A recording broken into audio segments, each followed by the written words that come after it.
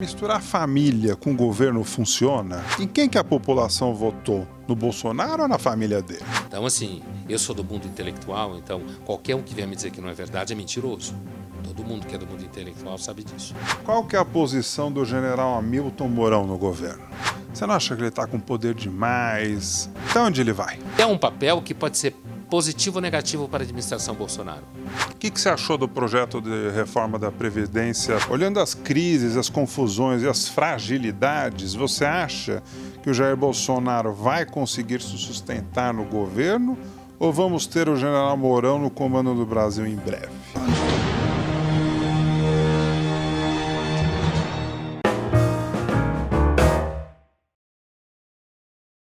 O meu convidado é seguido por milhares de pessoas em todas as redes sociais.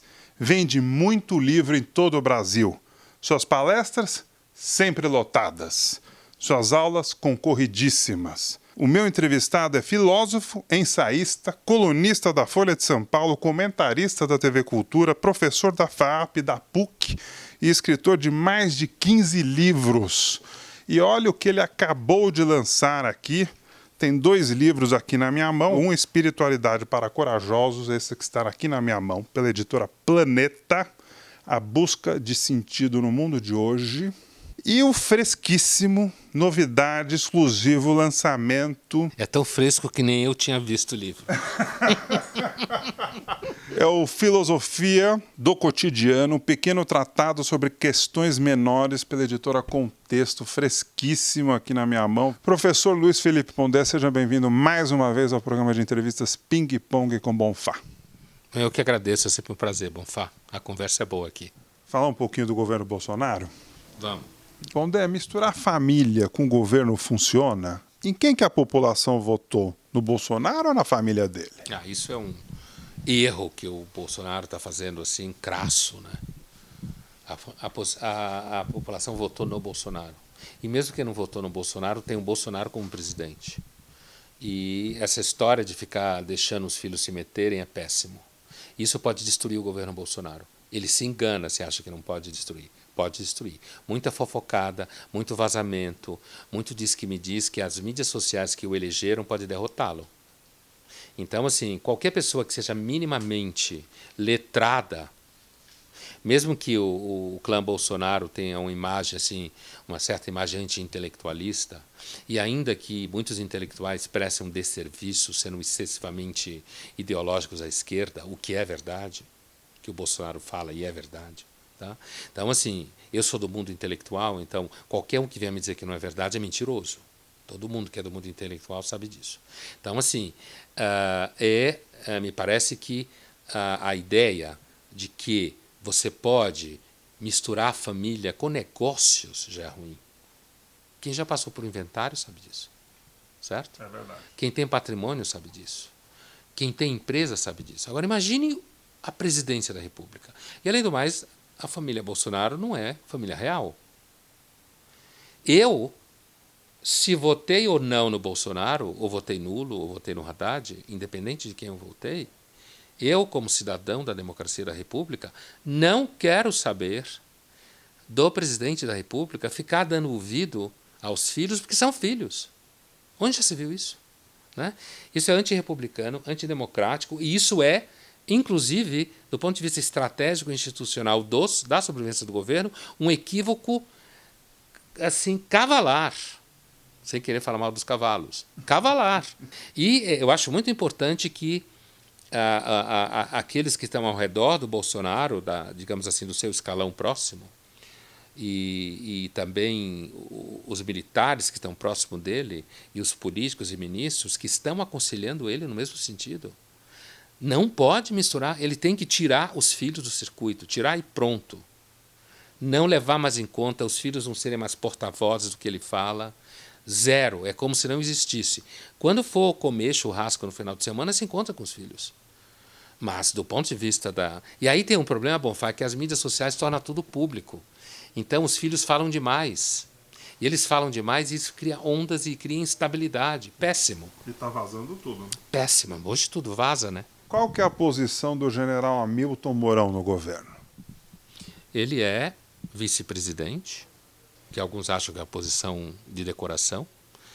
Mas o Mourão, os generais que estão em volta do governo Bolsonaro, eu acho que eles compõem uma das partes mais capazes do governo Bolsonaro. Os generais formados, não os generais lá de trás hoje, são muito bem formados. As pessoas que tiveram tempo de estudar, de se formar, de estudar geopolítica. Se a gente vê, por exemplo, a entrevista que o Mourão deu para a BBC, é um arraso. Fala inglês fluentemente. Às vezes parece mais compreender melhor a contenção institucional do que o próprio Bolsonaro. O general Mourão tem roubado o eleitorado do Bolsonaro. Roubado no sentido da apreciação pública. Você não acha que ele está falando bastante para ser um vice? Você não acha que ele está com poder demais? Até onde ele vai? Eu acho que ele está sendo um pouco parecido com o Dick Cheney. Está no começo, então ele pode vir a fazer esse papel. E é um papel que pode ser positivo ou negativo para a administração Bolsonaro e para o país. Você não acha que ele está atropelando o Bolsonaro direto? Então, na medida em que ele vai falando mais do que o Bolsonaro, ele pode criar dificuldades para o Bolsonaro. Agora, quando eu digo o papel positivo, é se ele ajudar o Bolsonaro a resolver questões que o Bolsonaro se sai mal, como, por exemplo, compreender o papel dos filhos na política, ou como compreender, por exemplo, de geopolítica, ele entende melhor que o Bolsonaro. Então ele vai corrigindo coisas que o Bolsonaro faz. Por isso que eu falei que o governo fala demais. Não acho que é só ele que fala demais. O governo inteiro fala demais. Então, o general Mourão está num lugar que é um lugar que gera uma certa ambivalência na população, gera um sentimento em alguns de que ele seria mais capaz do que o Bolsonaro, gera um sentimento de que isso racha o governo e enfraquece o governo. Esse é o lado negativo. Por isso que eu acho que ainda está cedo, mas é uma figura que seguramente não será um vice apagado. Mas vice apagado você sabe como é. O Temer era um apagado. E olha o que deu, né? É. Olhando as crises, as confusões e as fragilidades, você acha que o Jair Bolsonaro vai conseguir se sustentar no governo ou vamos ter o general Mourão no comando do Brasil em breve? Então, esse é o típico da suspeita que aparece, né? Que eu me referi antes. Olha, eu espero que o Bolsonaro seja capaz. Eu espero. No sentido de que eu também esperaria se a pergunta fosse: você acha que o Haddad será capaz de exercer a presidência se ele tivesse sido eleito? Porque o Brasil já passou por alguns traumas recentemente. Seria muito ruim outro trauma. Eu digo de outro impeachment ou de um outro atravessamento de qualquer tipo ou de qualquer dificuldade objetiva no exercício da função por parte do presidente Bolsonaro. Eu espero, sinceramente, que ele consiga exercer a sua função de presidente, consiga segurar um pouco, sabe a expressão em inglês, hold your horses? Quer dizer, ele segure um pouco os cavalos dele no âmbito dos costumes e não faça a presidência ficar se perdendo em discussão como escola sem partido e essas histórias aí, certo? Que ele consiga, pelo menos, ter bons resultados na segurança e na economia. Eu espero isso. Eu acho que ele tem equipe técnica para isso. Ele tem equipe técnica para isso. Se ele não conseguir, é único mérito provável dele e dos filhos dele. Ou seja, o Bolsonaro não precisa de oposição. Ele tem feito oposição a ele mesmo e os seus filhos. Então, nesse sentido, acho que há um risco. O que você achou do projeto de reforma da Previdência apresentado pelo presidente Jair Bolsonaro ao Congresso Nacional? Eu acho, em geral, eu acho que o governo Bolsonaro ele está largando de uma forma bastante desorganizada, o que passa para a população sinais de como se não houvesse consenso. Eu acho que o projeto da Previdência é um projeto que parece para nós que estamos do lado de cá ainda cru, no sentido de que, assim como o projeto do Moro, o mesmo tipo de situação, no sentido de que por exemplo, os limites da aposentadoria de idade foi e voltou umas 3 ou 4 vezes. Isso faz com que a população tenha a impressão de que não há consenso acerca de, afinal de contas, até quando as pessoas devem trabalhar. Outra coisa é, tem um problema que eu acho que não é um problema do projeto do Bolsonaro, mas é O problema é de que a reforma da Previdência ela é antipopular. E não tem como não ser. Porque é uma espécie de corte na carne que tem que ser feito e esse corte vai doer.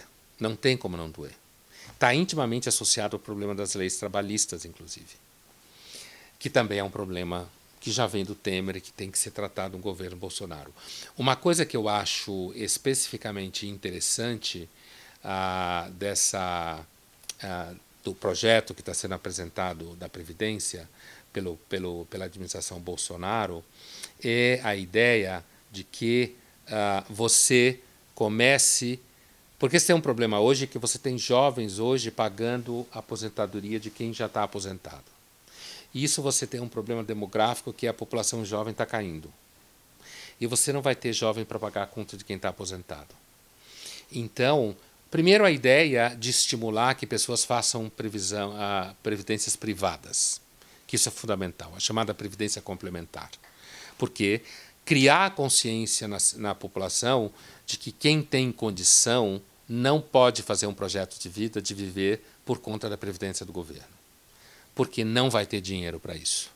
Então, a ideia de que você faça a previdência privada e a ideia de que você hoje recolha para você mesmo lá na frente, que faz parte também do projeto, eu acho uma ideia bastante, não só elegante, como uma ideia bastante operacional. Assim como a ideia de aposentar só por idade e diminuir por tempo de serviço. Você receber só uma parte e você tem que aposentar por idade. Por quê? Porque as pessoas estão vivendo mais, Bonfá. É verdade.